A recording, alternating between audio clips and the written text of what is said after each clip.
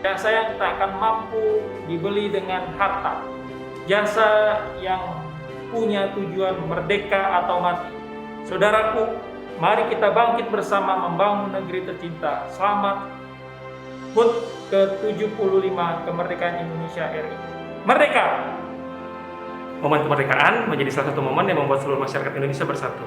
Dari ujung timur hingga barat, semua dengan lantang mengucapkan "Aku Indonesia".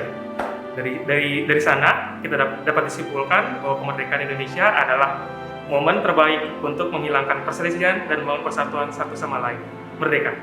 Arti kemerdekaan bagi saya adalah bebas dari kesenjangan. Di tengah kondisi pandemi COVID-19 ini, kesenjangan begitu sangat terasa. Banyak saudara kita yang sudah bekerja akhirnya di PHK, banyak saudara kita yang sudah membuka toko dan akhirnya harus tutup. Itu karena roda perekonomian tidak dapat berputar secara maksimal. Di momentum Hari Kemerdekaan Republik Indonesia ke-75 ini, saya berharap Indonesia dapat bangkit. Tunjukkan kepada dunia bahwa Indonesia negara kuat yang dapat bangkit dari krisis pandemi COVID-19. Indonesia menuju Indonesia maju. Merdeka! Bagi saya pribadi, arti merdeka itu adalah lepas dari kebodohan, kepicikan berpikir, perasaan terkotak-kotak yang mengedepankan perbedaan ketimbang kesatuan itu sendiri.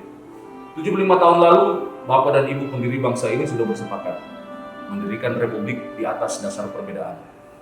Dan puji Tuhan, syukur alhamdulillah, negara itu kuat dan besar sampai hari ini. Bagi Kementerian ATR BPN sendiri, Merdeka 75 tahun adalah tentang bagaimana melayani masyarakat dengan lebih baik. BPN adalah kantor yang sedang berjuang untuk terus menciptakan lingkungannya sebagai kawasan zona integritas. Di sini ada tentang prinsip-prinsip melayani, profesional, terpercaya. Kita kemudian bergulir dengan waktu, memikirkan apa yang dibutuhkan oleh masyarakat.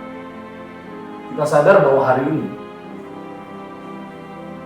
teknologi, Internet of Things, adalah nadi dari semua pelayanan yang bisa diberikan. Oleh karena itu, pelayanan BPN pun sekarang lebih mengutamakan hal-hal yang berkaitan dengan kemudahan, memberikan kemudahan kepada masyarakat. Seperti tanah hak tanggungan elektronik, kemudian menjadi sesuatu yang harus dilakukan untuk memperbaiki layanan. Bagaimana rasanya mengatur tentang tanah dan tata ruang tetapi tidak bisa mengendalikan? Tentu yang terjadi adalah sebuah kekacauan. Oleh karena itu, bagaimana menguasai tanah dan bagaimana tata ruang harus dijalankan, harus dikendalikan untuk kehidupan yang lebih berkualitas dan untuk memanfaatkan tanah yang sebesar-besarnya untuk masyarakat. Ada pertanyaan, bisa nggak seseorang kehilangan haknya atas tanah? Bisa, kalau dia tidak menunjukkan dan menjaga fungsi-fungsi sosial tanah itu sendiri. Anda punya tanah, Anda harus bisa memasang tanda batas tanah Anda sendiri untuk menentukan dan menunjukkan bahwa Anda menguasai dengan sebuah etikat baik dan sadar bahwa tanah Anda itu adalah aset yang memiliki fungsi sosial.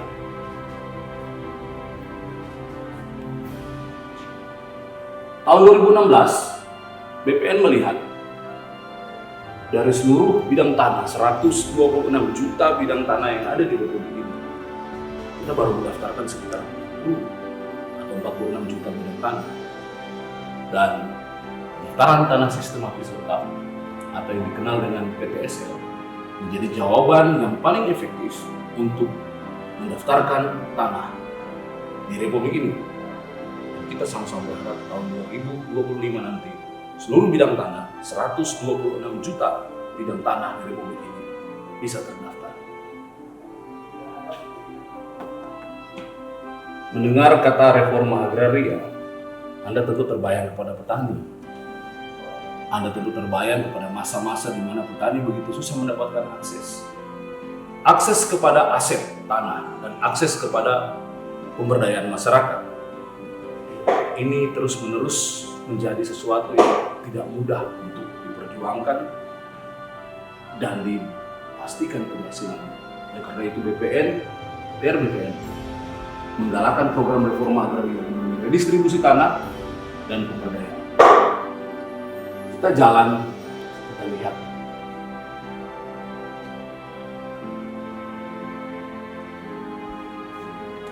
Konflik atau sengketa pertanahan bisa terjadi karena banyak sebab.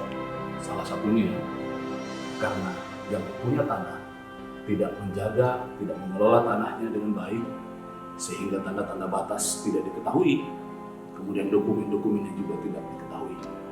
Namun ada juga segelintir mafia tanah yang memanfaatkan kelemahan-kelemahan, ketidaktahuan akan celah-celah yang ada di dalam peraturan hukum untuk memanfaatkan bagi keuntungan mereka sendiri. Oleh karena itu Kementerian ATR BPN secara tegas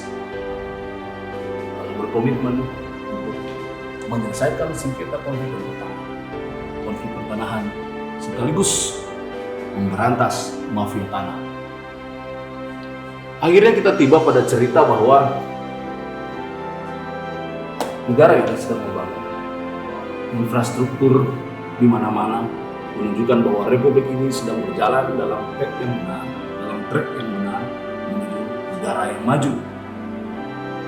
Tahukah kalian, kita semua, bahwa pembangunan infrastruktur yang sekarang terjadi dengan pesat dan luar biasa dapat terbangun karena adanya pengadaan tanah yang berkualitas, sehingga di tangan dan di pundak Kementerian ATR BPN terdapat juga tanggung jawab untuk memastikan pengadaan tanah ini berjalan dengan baik dan tidak mengurangi kualitas kehidupan bagi mereka yang terkena atau terdampak dari proses pembebasan. Keberhasilannya diukur dari pembangunan infrastruktur itu sendiri maupun bagaimana proses pengadaan tanah atau pembebasan tanah itu dapat dilaksanakan dengan baik dan adil. Pada akhirnya, Sobat ATR BPN dimanapun berada, seluruh perjuangan pemerintah untuk menata ruang dan tanah menjadi lebih baik adalah ekspresi, adalah sebuah niat yang baik untuk memaknai dan melaksanakan kemerdekaan yang sesuai dengan harapan dan cita-cita seluruh rakyat Indonesia. 75 tahun kita sudah merdeka, dan pada 75 tahun kemerdekaan ini, bahkan di masa yang akan datang, kita harus memastikan bahwa tanah dan ruang adalah untuk rakyat. Terima kasih, pahlawan. Sekarang dan nanti kita sudah